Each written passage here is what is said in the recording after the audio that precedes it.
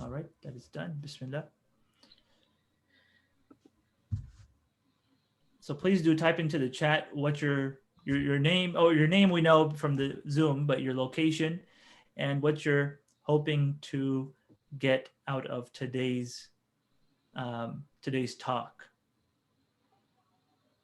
And if you're not sure, you can also talk about the challenges you've had with healthy eating. Um, so we can also talk about that, inshallah. Samira says, I am from Issaquah. I want to learn more on detoxing. Very interesting. Welcome, Samira. And we'll have like some time remaining at the end of the session, like maybe around 10 to 15 minutes, where Aya will be taking your questions as well. So if you could type them in the chat room, Brother Adam and I would be monitoring that, and then we will raise your questions as well. Inshallah, inshallah. Sister Anila says, would love to learn more about prophetic guidance on healthy eating habits and supplement info like vitamins, herbs, and so on. Ozia says, I'm from Olympia, would love more tips about gluten-free and dairy-free, even if you have no allergies or reactions. Very interesting question. Um, all right, great. So uh, please do go ahead and type into the chat what you're hoping to learn today.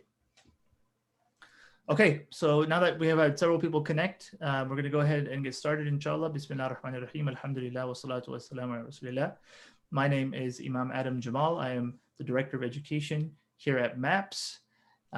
We've been having these Thursday community conversations as opportunities for people in our community to showcase their talents, their skills, their abilities, an opportunity for us to learn about important topics, everyday life. We've had topics on everything from Bitcoin to parenting for dads to open houses for our Quran memorization programs. We've had a lot of good events. And we've even had civic engagement with Sister Anila. That was a few weeks ago, interest-free loans, and so on. So we want to continue having programs like this on Thursdays. If you have a suggestion for a program, or you know someone who would be good to bring on to our show, we can start calling it a show now, Sister Hafsa. But if you would like to, if you know anyone who would be good for this, please do email me, adamjamal@mapsredmond.org. I'll put it in the chat in a second, inshallah, after we get started here. So today's program is on healthy eating by Sister Ayah Khalaf. She is a certified health coach from the Institute of Integrated Nutrition in New York and is based here in Washington. She's the CEO of Be Nourished, a health coaching initiative dedicated to improving the health and wellness of the Muslim community. She's also a detox specialist and understands how best to support the body's detox pathways with food and lifestyle changes. So really important topic today. I'm really glad that all of you were able to join us today, and I hope that people will continue to join during this session, inshallah. But it's such an important topic because we're in the pandemic.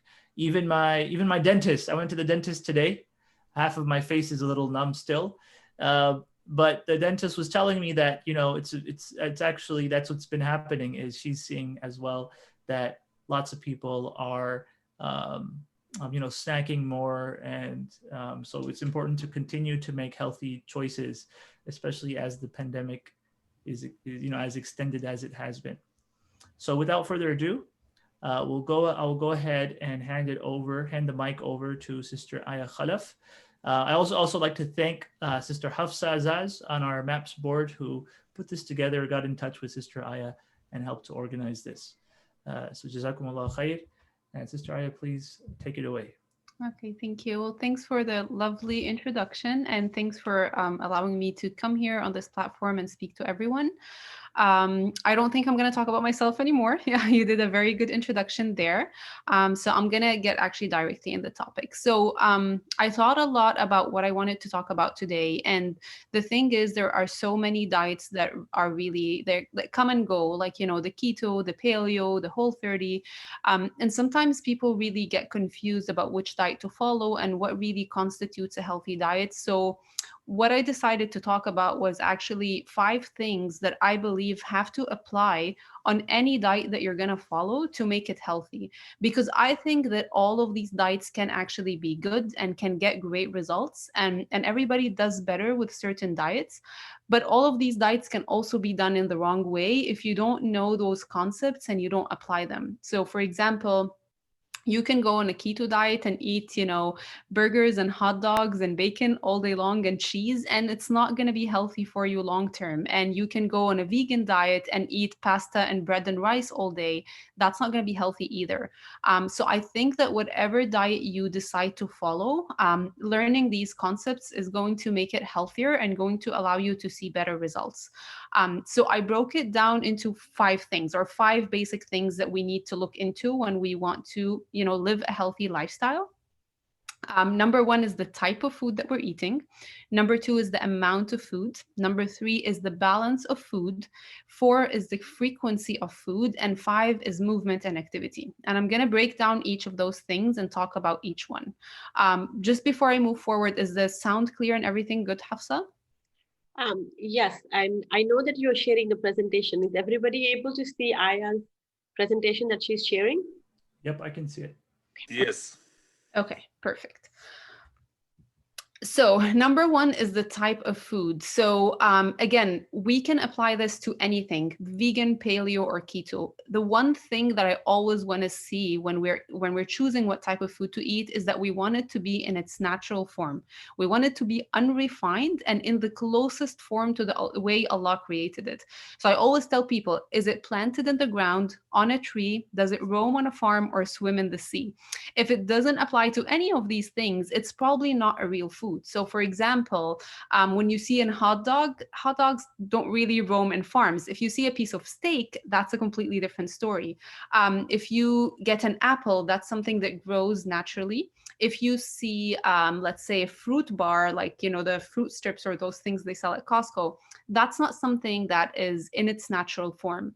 And the more we eat things that are processed, the less healthy our diet becomes. And again, that applies to any type of diet that you're going to go into. You want to always focus on going back to natural foods, because this is this is the type of food that your body recognizes that is full of nutrition. And the more nutrition your body will get, the healthier it will become, the more energy you will have, and the less food you will need as well. Part of our hunger is actually malnutrition. Like, your body is really craving nutrition. And if it's not getting it from the food you want, it's going to keep craving more and more. So we want to reduce foods that are made in labs, bars and cookies and processed meats, anything that is not in its natural form. You want to reduce as much as possible and go back to nature. One of the things that happens when we eat highly processed diets is we become overweight and undernourished. Like, we're eating more calories than we need. We are overweight, but at the same time, we're undernourished. We're not getting the nutrition, the vitamins, the minerals, the fiber we need. So it feels like you're just going in a cycle where you need to eat more because your body's not getting nutrition, but you're actually overweight. And we see that a lot nowadays. Lack of essential nutrients, undernourishment, and alarming rates of diabetes, heart disease, and inflammatory disorders. And it all comes from processed foods. No matter what diet you pick, whether it's high carb, low carb, high fat, whatever, vegan, anything, if you're actually only eating foods that are completely in their natural form, you will not be able to mess up your health so much. You're not going to be overweight from eating pure natural food, but you can get easily overweight and you can have heart problems and diabetes when you start including too many processed foods like breads and hot dogs and all the processed junk that we eat. So this is the first concept that I want you to take in and think, okay, what does my diet look like? Do I eat Indian food? Do I eat vegan? Do I eat keto? And how can I apply this to what I'm eating? Look in your pantry, look in your fridge and think, what types of food fill my fridges? And I kind of categorized foods into 4 different things just to give you some ideas of what I mean by real, whole, unprocessed foods. So for example, when it comes to healthy fats, we're talking about wild fish, we're talking about all types of seeds, chia or flax or sunflower. We're talking about all types of nuts. We're talking about avocados. We're talking about olives and olive oils, and also coconut oil, like cold pressed coconut oil. These are all healthy sources of fats. Processed fats are going to be canola oils, vegetable oils, hydrogenated oils. These are not the type of fats we want to include in our diet. When it comes to carbs, there's actually a huge variety here. We can have carbs from white bread and white pasta and cereal. And this is all processed. It's not good for your weight. It's not good for your blood sugar. It's not good for your heart. Or you can consume healthy carbs like brown rice, quinoa, sweet potato, root vegetables like beets and carrots. Even fruits can provide healthy carbs, oats, or any type of whole grains. So, again, whatever diet you're doing, you want to think, where am I getting my carbs from? Even on a keto diet that's very low in carb, you can get most of your carbs from bars and processed stuff, or you can get your carbs from vegetables mainly, or like low sugar fruits like blueberries. So you always want to think, where am I getting my carbs from? The problem is not in the carbs in itself or even the fats. Carbs and fats are both essential. The whole issue is, what source of carbs am I getting? Is it in its pure form? Is it natural or and whole grain or not? Vegetables and fruits, of course, should actually make, like, let's say 60 to 70% of your diet should be fresh fruits and vegetables. All types of fruits and vegetables, but especially green stuff. The more you can add green vegetables, spinach and kale and parsley and cilantro, the better for you. And the last category is proteins. So when it comes to proteins, again, there's vegan types of proteins and there are animal proteins, but within those, there's also healthy and unhealthy. So I always tell people, if you're going to eat animal proteins, they have to be organic, they have to be hormone free, they have to be grass fed and pasture raised, because all of this makes a huge difference towards our health. And you want to use the animal proteins, again, in its most natural form. You don't want to use hot dogs and bacon and things that you don't know where it came from. You want to see, the whole meat, and it's grass fed, where it came from. And if we're looking at vegetarian sources of protein, that we're looking at beans and lentils, and all these great stuff, again, in their natural form. So this is kind of when it comes to the types of food that we should be eating. Let me just move the chat box here. The second part that I wanted to get into is the amount of food. And that is another thing that I find that people miss so much when they decide to go on a diet. When they decide to go keto, paleo, Whole30, whatever it is that sometimes the amount of food that we're eating is completely off. And especially I find in the culture that we live in nowadays, portions are just getting bigger and bigger. Like when you go and you order in at a restaurant, the portions are huge. When you buy a bag of chips from a grocery store, the bag is really big. Like the servings are getting bigger every single year. And I wanted to quote here a hadith from Prophet Muhammad. I heard the Messenger of Allah saying, the human doesn't fill any container that is worse than his stomach. It is sufficient for the son of Adam to eat what will support his back. If this is not possible, then a third for food, a third for drink, and a third for his breath. And I think that is absolutely true. And more studies are coming in to really support this notion that we should not eat until we are completely full, like we can't breathe. We should not be continuously eating throughout the days and eating huge amounts.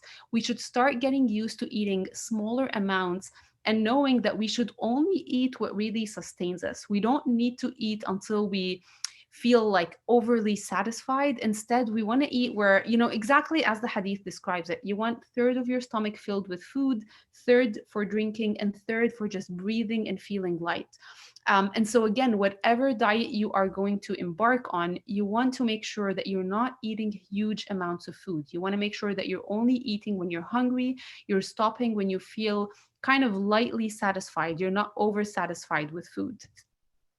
The third concept is balancing out our food. And that is a very hard concept for some to understand, and especially if you're following a specific diet. But today I wanted to talk a little bit more generic. So, like if someone has diabetes, if someone wants to lose weight, these ratios will differ a little bit. But overall, like generally speaking, I feel like this is how our diet should look like. So, one of the things that I believe in with balancing our food is that we should not omit full categories of food. Like we should not say, I'm not going to eat any fat, or I'm not going to eat any carbs, or I'm not going to eat any fruits. Even though I believe that in certain circumstances and for certain people, removing certain categories of food is going to be necessary. But generally speaking, a balanced diet is always healthier. One of the things that I've always kind of discussed with my husband is he kind of tends to like to eat the same food every single day. So he wakes up, he eats eggs and beans for breakfast and bread. Like that's his main breakfast. And every day he's like, yeah, but it's healthy. Like, what's the problem if I eat this every day? And I keep telling him the same thing. Every single food, even the healthiest food in the world, has pros and has cons. It has advantages for your health and it has disadvantages. And when we keep eating the same food every single day, we concentrate the disadvantages. So, for example, there was a new study on kale that kale can suppress the thyroid. You need to eat huge amounts of kale for this to happen. But again, if we kind of obsess over a certain type of food, and the American culture loves to do that, they love to kind of go on fat diets and love a certain food and just keep eating it. So let's say I'm eating kale every day for breakfast. I'm putting it in my smoothie. I'm putting it for dinner. You can actually start seeing side effects even from that. So whatever diet you're doing, a variety in your diet is super important. Do not eat the same every day the same exact food, and try not to make certain categories of food bad. Like there was an era where fat was bad and everything was low fat, and then they realized, oh no, we did a mistake, this wasn't good, let's add the fat back in. Now we're in an era where carbs are bad, let's remove carbs from everything. Everything is keto and paleo and low carb, and we're going to remove carbs from everything. And it's going to be a while, and they're going to realize again that no, removing any category of food is not good. It's about learning the right balance and the right types of food to eat. So that being said, this is what I think a balanced plate for a normal person should look like. I think that 50% of the plate should be in vegetables. 25% of the plate, 20 to 25% should be in protein, whether it's animal protein or vegetarian protein.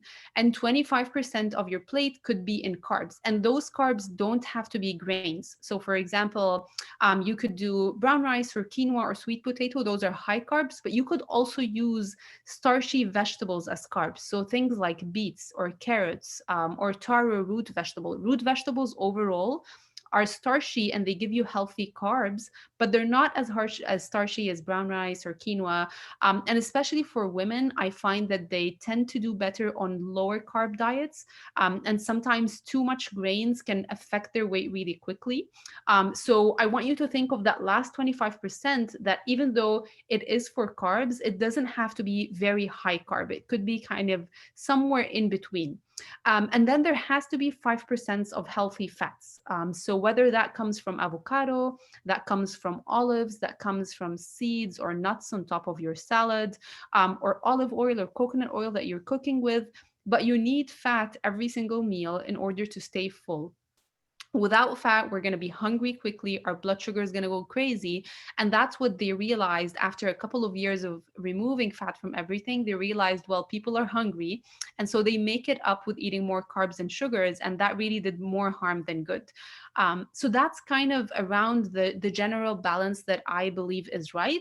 And then I change that according to everybody's goals, whether they want to lose weight, maybe they're older, maybe they exercise a lot. So things change according to, where you are in your life and what your goals are.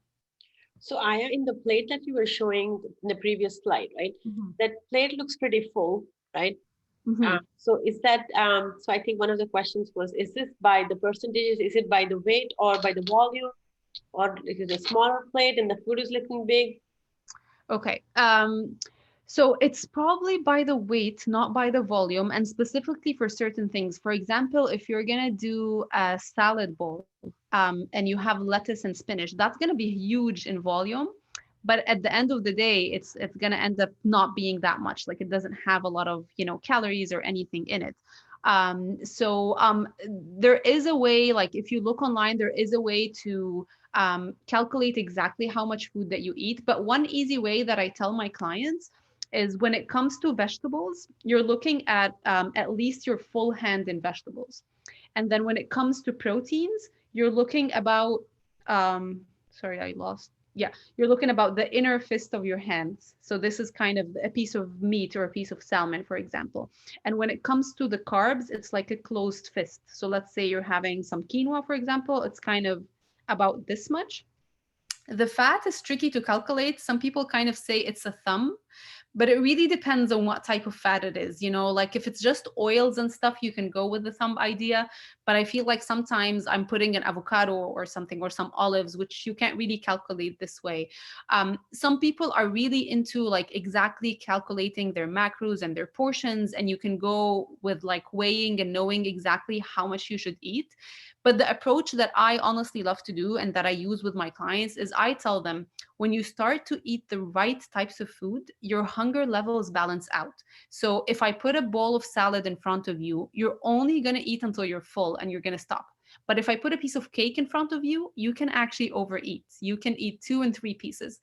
So when you start eating a plate that looks like this, you're going to know when your hunger is down. Like you're going to know when to stop naturally without anyone telling you or measuring. I actually don't like measuring and calculating exactly, but I tell my clients, switch to the right types of food and your appetite will go down and your plate will keep getting smaller and smaller. Does that make sense? Yeah, thanks. Yeah. Okay. Number 4 is the frequency of food. And that's one thing that drives me crazy. When we first moved to the US, because I found that this was more aggravated here in the US, even more than back in Egypt.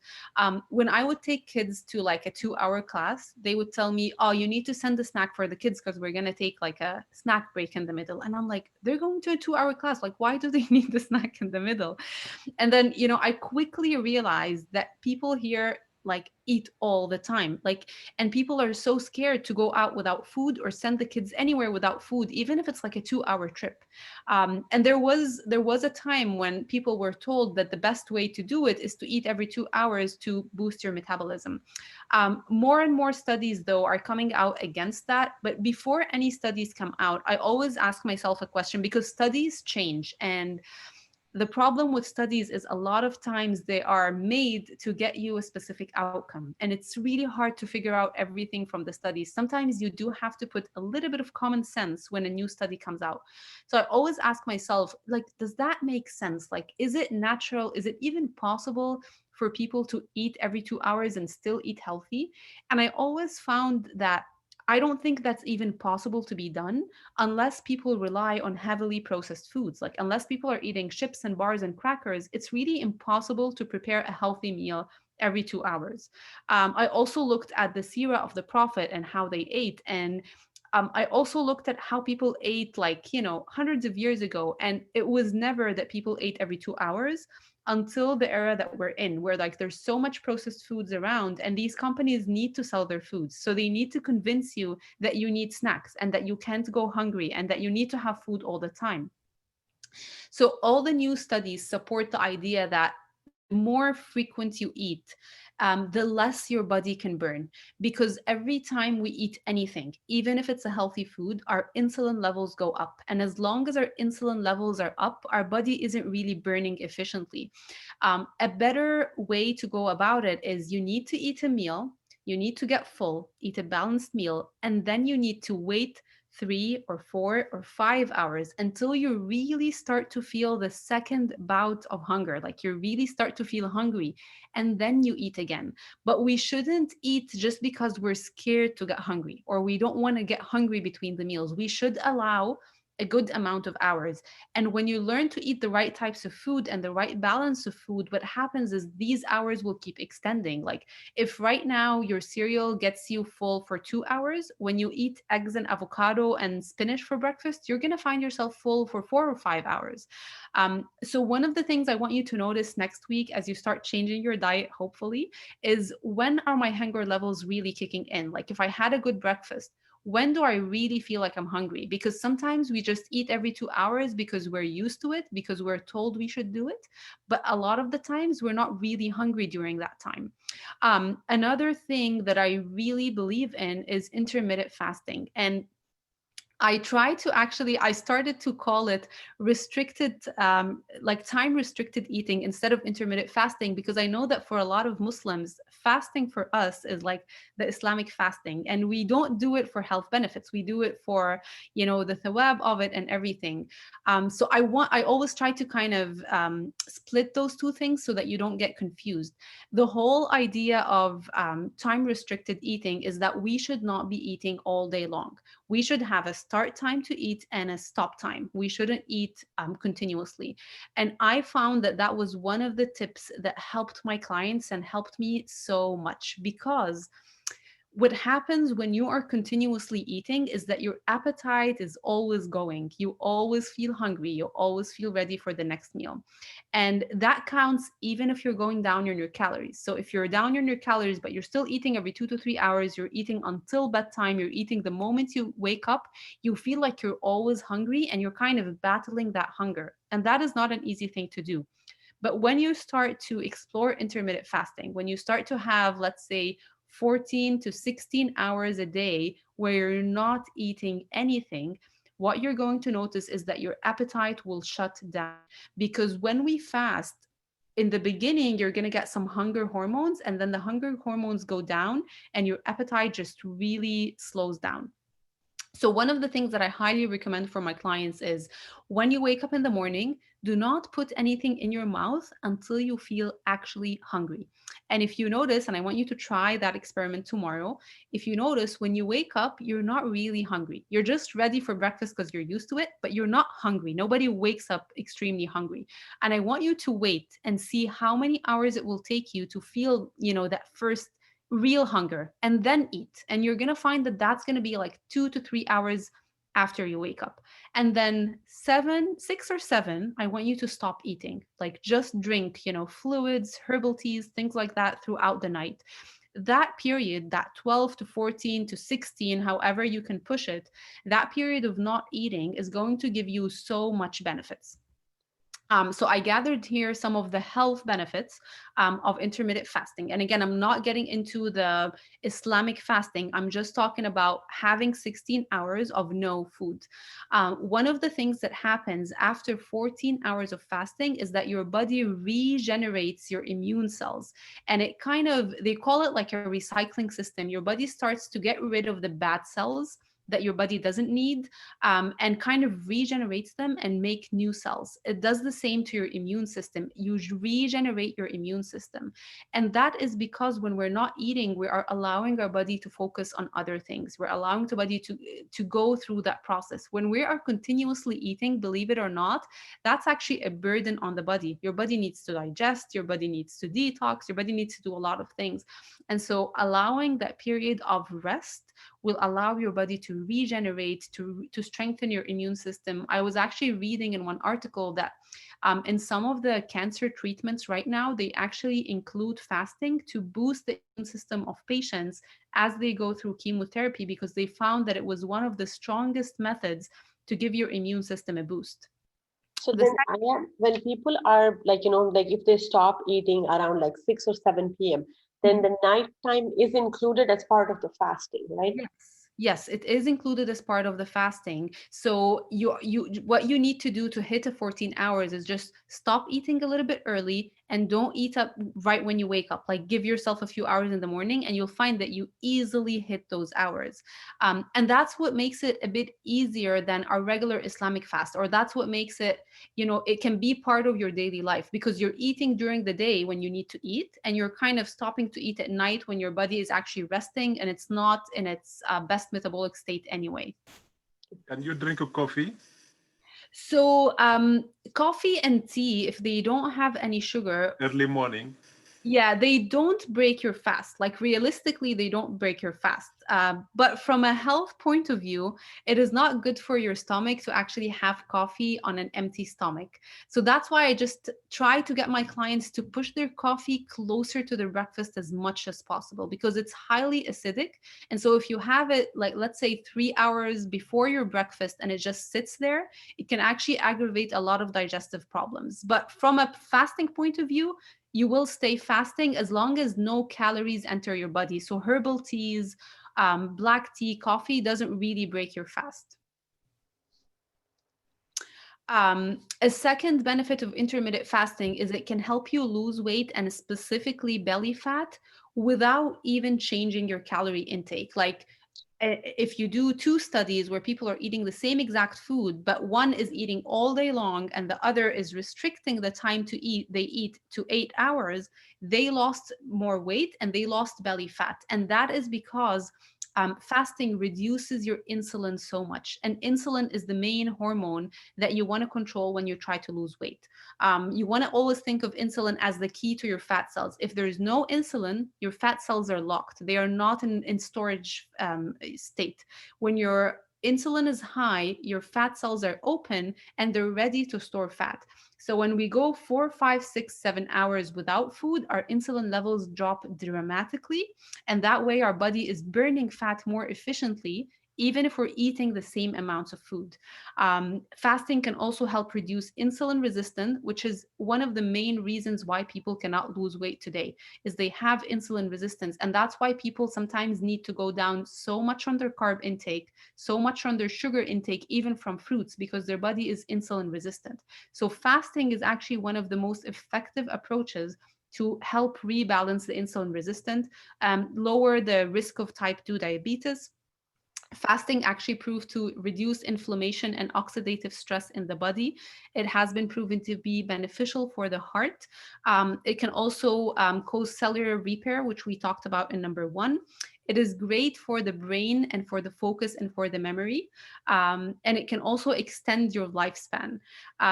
So these are just some of the benefits that come with intermittent fasting. So it's not just about weight loss. It's really about allowing your body to get that time to rest without food, for your digestive system to rest down, and for your body to focus its energy on other stuff, on repair, on regenerating cells, on lowering down your insulin. And you're going to feel so much better.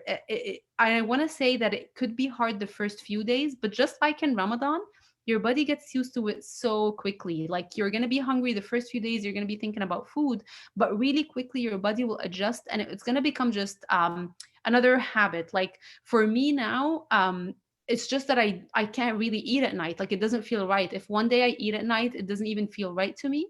And when I wake up in the morning, most of the days I'm just not hungry. And there could be one day in the week that I wake up super hungry, and I always listen to it. Like I tell my clients, I don't want you to force intermittent fasting in a way where you're kind of starving yourself. That is not the point.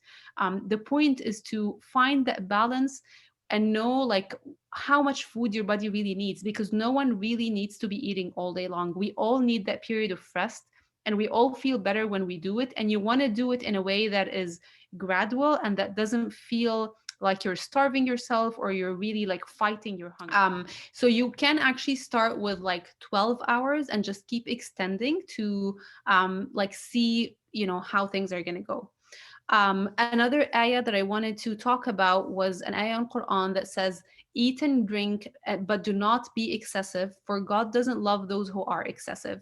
And so that really says, again, the same concept is like, food is there to support us and to nourish us. We should eat the amount of food that supports our body, but we should not overeat. It should not be the main thing. We don't wake up in the morning just to have breakfast and then have dinner and then have snack and then have lunch. Like food should be something to support us, and shouldn't be done in excessiveness, because that is harmful for the soul and for the physical body as well. Number 5 is movement and activity. Now, one thing that I always tell my clients when we dig into talking about exercise and movement is that we have been created as kind of moving creatures. Like if we look at how the body was built, every joint and every single part of our body is actually built to be moving efficiently, not sitting and not standing. It's all built so that you can move, do stuff, carry stuff, run and do things. And if we are not moving, it affects every single thing in our health, not just our weight. And so I want you to stop thinking about exercise as a weight loss tool. That's one of the biggest mistakes that we do, because that way, if I'm not losing weight, I stop exercising. But exercising is not for us to lose weight. Exercising is if we want our happy hormones to be balanced. Most of the serotonin, the dopamine, the happy hormones get released when we move. Even the regular hormones actually balance out when people start exercising. Heart health is improved, insulin levels are improved, appetite is reduced, depression can go down. And so I want you to think as of exercise as an integral part of your life. Without exercise, you're not going to feel happy and healthy and energetic. Without exercise, you're going to start to have pains and aches. You're going to feel hungry all day long. And by time you can start to feel, depression or, have lower mood. And coming from that sense, like thinking of exercise as an integral part of life, I want you to think, what types of exercise do I enjoy the most? And I have the biggest ability to really stick to them. Because just like diets come and go, and there are trends with sports, there are also trends. But I always tell my clients, like, do you enjoy going to the gym, or do you enjoy being outdoors? Do you enjoy playing a sport? You want to pick the type of movement that really fits your lifestyle. There is no right or wrong. All you need to do is to keep the activity, keep moving. You want to get your heart rate up on a regular basis. You want to maintain your muscle, but you can do this in any way that you enjoy. So ask yourself, what is the best method that I enjoy when it comes to movement? For example, for me, I hate gyms. I hate exercising outdoors, but I would opt in for a hike or a run outside anytime. So that's what I do. I just stick with what I love, even if it's not the best method, even if this is not the latest hype. It doesn't really matter as long as you can commit yourself to staying active. Another thing is, it doesn't even have to be always exercise. Like you can have 3 days a week where you consciously exercise and get your heart rate up and get those benefits of exercising. But being active overall on a regular basis is important. So, walking to work if it's close by, or walking to the mosque, or doing stuff around your garden. Every single movement counts. The worst scenario is to be sitting all day long. And I find that in the time that we're in right now in the quarantine, this is the hardest thing for everyone. Like we're all moving so much less. Like I used to go to the supermarket and the mall and bring groceries and drive my kids to places, and this is all gone. Unless I intentionally make time to exercise, there isn't really much movement in our life anymore.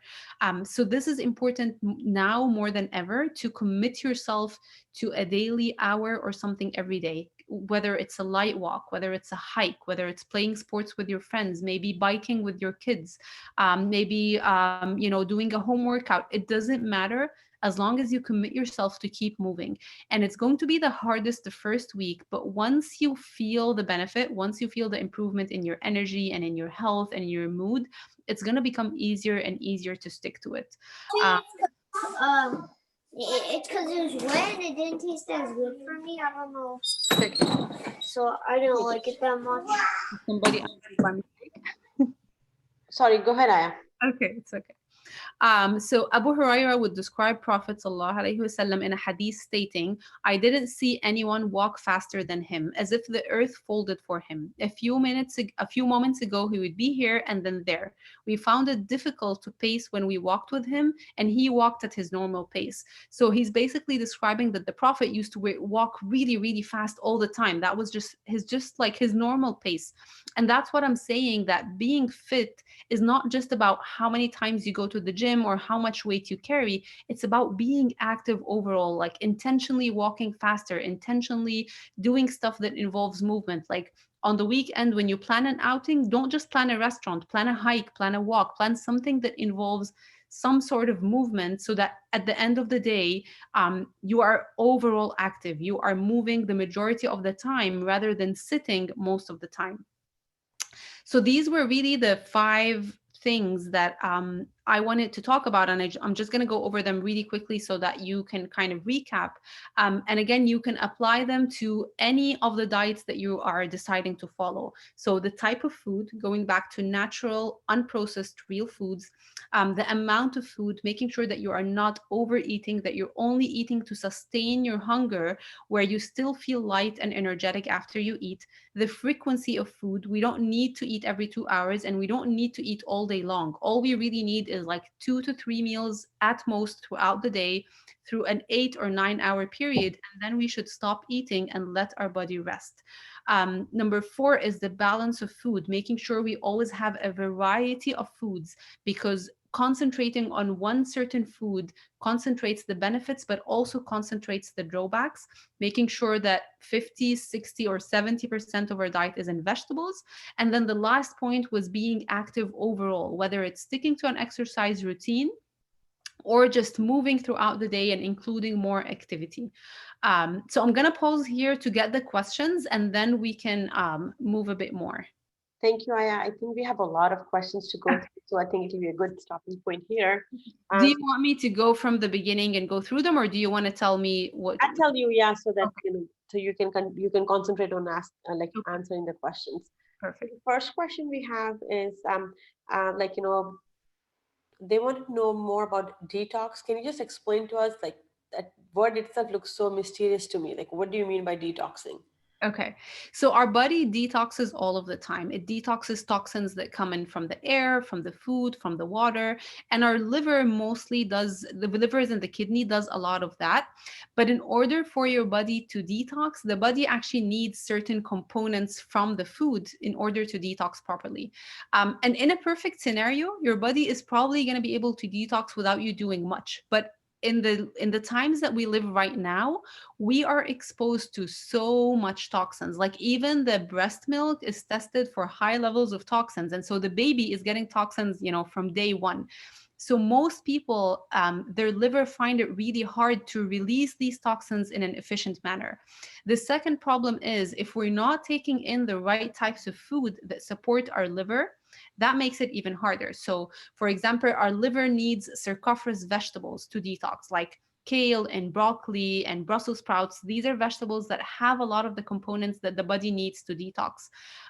So in the scenario that we live in right now, what people need to do in order to detox properly is reduce the toxins, like reduce toxic food, and then increase the amounts of food that help your liver detox more efficiently. And that way you kind of boost your body's detox system naturally. Of course, there are certain herbs as well that can enhance the process. But overall, the way I help my clients detox is elimination: remove the toxins, remove the toxic sources, sugar, preservatives, chemicals, and then add so much of that food that your liver needs so that your body can detox properly. Okay. And then the next question we had was, people were interested in knowing if there are any supplements or herbs or vitamins that they can include in their daily habits. Okay. I am not a big fan of general supplements, like just taking a multivitamin, for example, or a multi-supplement. And I don't think that if you're eating extremely healthy, that you need necessarily to be taking any supplement all of the time. I tend to prefer the idea of kind of individualized supplements. So like you have a certain problem, and that problem requires a certain supplement. That supplement is going to help with it. And so you take that supplement. The only two supplements that I regularly recommend to my clients are vitamin D for anyone living in the Seattle area. That's just an essential thing because there is no other way that you can get it. And the second thing is probiotics. I highly recommend probiotics for most people because more and more evidence is showing that we are having less variety of probiotics in our gut, and it affects our immune system, our digestive system, and our weight. And so many studies are proven how much probiotics can be healthy. And even though there are ways to add it in your diet without taking supplements, but you have to be committed to doing that. You have to be committed to doing cultural foods and, include it on a daily basis. So most of the time, I recommend my clients to take at least 2 times probiotics throughout the year, for example. Other than that, I totally believe that it's kind of a individualized basis. Like, someone has an issue with this, so this supplement is going to be good for them. But I don't have like general recommendations for supplements. So then, Aya, for probiotics and the vitamin D, that is for all age groups, or is it just for a certain age group? For all age groups. Even for kids? Yeah, even for kids. Actually, it's very important for kids growing up here to take vitamin D at a very early age because they need it as their bones are still shaping and growing up, and for their immune system to grow up properly. When the baby is still really young and they're still breastfeeding, the mother can take the probiotics and then the baby's gonna get it. But anytime after that, they can take probiotics safely. And there are ones that are made specifically for kids and ones that are made specifically for adults. Okay. And then moving on, we have another person who is wanting to know about the gluten-free and dairy-free diets. Like, even if you don't have any allergies or reactions, but if you want to adopt that lifestyle, what is your guidance here? Okay, so if you want more details on that, I highly recommend following my social media because I regularly post about that, and I have 2 articles about gluten-free and dairy-free in specific because it's a really big issue. I don't think it's a bad idea to give up gluten and dairy nowadays, just because they cause so much issues for so many people, and sometimes it's worth trying to give them up and figure out how you feel without them.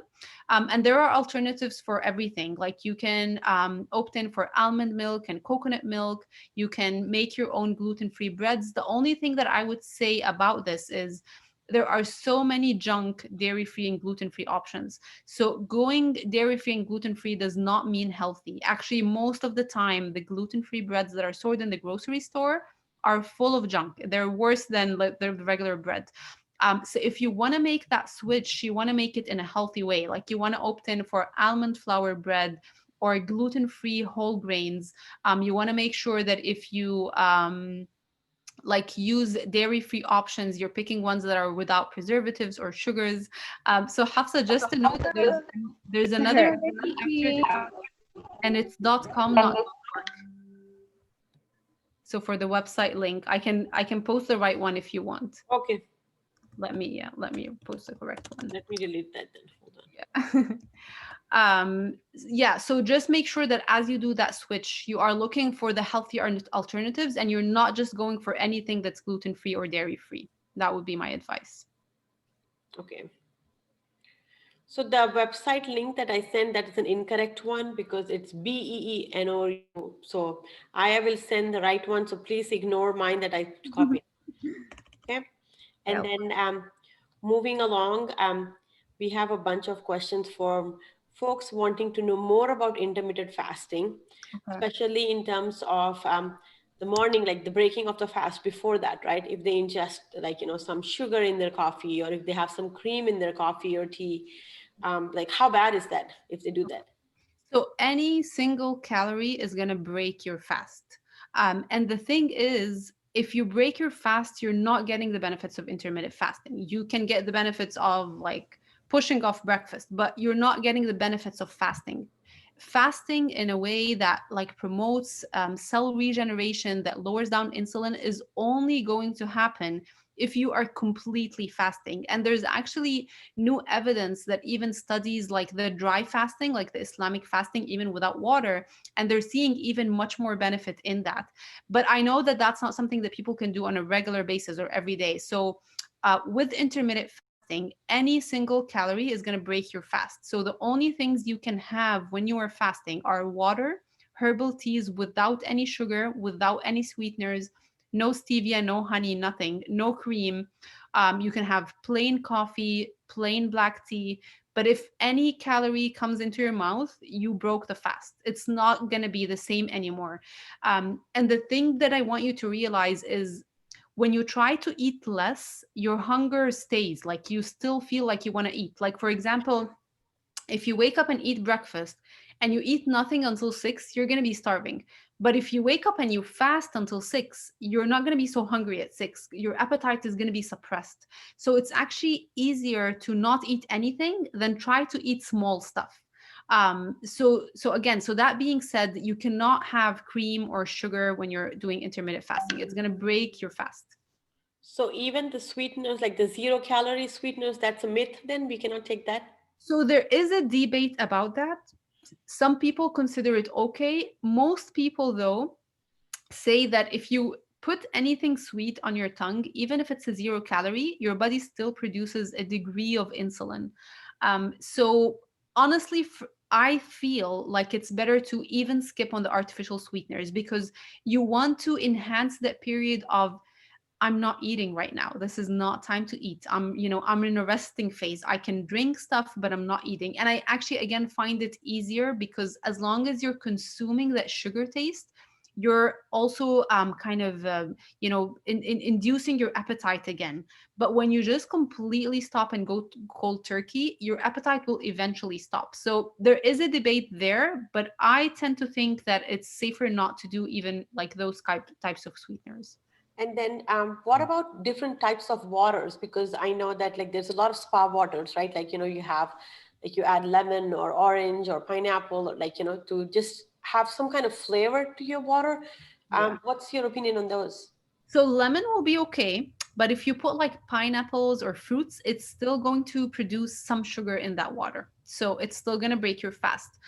Sparkling water, I would check the ingredients. If there is any calories or any sugar added, then it's not going to work. If it's just like carbonated, like pure carbonated water, it's probably fine. So what you're looking for is like no calories, no fat, no sugar, nothing. You want to be like just purely drinking plain drinks. That's the only thing that you can put in and still be getting the benefits of fasting. Okay. And then so completely different on the other plane, right? Like, what if you want to gain weight? So for example, like, you have a teen or like, growing up kid, and you want them to be able to gain weight, but in a healthy manner, Mm-hmm. right? Or maybe gain muscle. Yeah. How can they change their lifestyle? So you want to always be careful that you don't just want them to gain weight. You want them to gain weight in a healthy way. So we're gonna, like, yes, you want to increase the fat intake and you want to increase the carb intake, but you still want to do it in a healthy way, because you're not just looking at them, getting more weight. You want them to get a healthy weight. So one of the things we tell people that want to lose weight is never increase carbs and fats at the same time. You want to either increase carbs or increase fats. So when I have someone that actually wants to gain weight, I tell them increase fats and carbs both at the same time, but still from healthy sources. So include always like starchy foods on dinner and breakfast, but also include a lot of fat. And that way your body is going to use the carbs first and it's going to store the extra fat. But still apply everything that I talked about here. Like still make sure it's the right types of food, it's the right balance of food. But you can just go that extra mile of increasing fat intake and carb intake, and especially combined together in the same meal. And that hopefully can help boost things up. Okay, we have one more question where somebody wants to know any tips for psoriasis in addition to intermittent fasting. No, I don't think I have much to say about that. I'm sorry. Yeah. I do want to say, Jazakallah khair. I'm really going to try this intermittent fasting. I haven't tried it seriously. Okay. So I think I want to try it after today's program. Yeah. We do have quite a bit of questions, about 10, 15 questions left. If we can Okay. do short 30-second answers, we should be able to get through all of them. Okay, I'll do my best. So so Brother Adam, I tried to Consolidate. Yeah, I saw that. Some of the intermittent fasting questions. Yeah.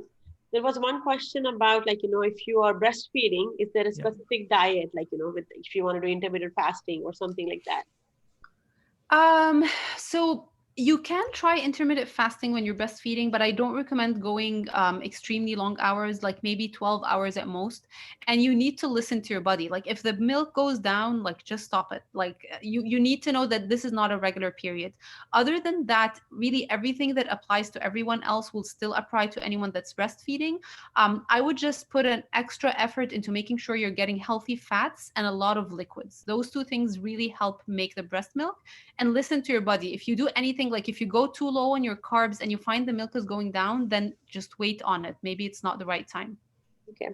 Another question we had is about the cholesterol and triglycerides, right? Yeah. how, like, what kind of diet would work best if you want to have healthy numbers there? Okay, so I actually just lowered my husband's cholesterol this month. I was posting about it on Facebook. So if you also follow me, you'll find more details about that. But basically, what we did is increased fiber. We removed all white flour, white sugar, white carbs whatsoever. We reduced red meat to once a week, and we increased our fish intake. I gave him a natural supplement that had red yeast extract and CoQ10, which also helps lower down cholesterol. And we made sure he's moving more, he's eating more vegetables and more fiber intake. And that did it. 2 months, and his cholesterol was back in the green. And so make sure you follow me. I wrote all the details of everything that we did on my Facebook and Instagram. But basically, that's what you need to do: an anti-inflammatory diet. Remove the white stuff, add healthy fibers and healthy vegetables, and reduce red meats. Okay. Another question is it okay to drink chia seeds every day?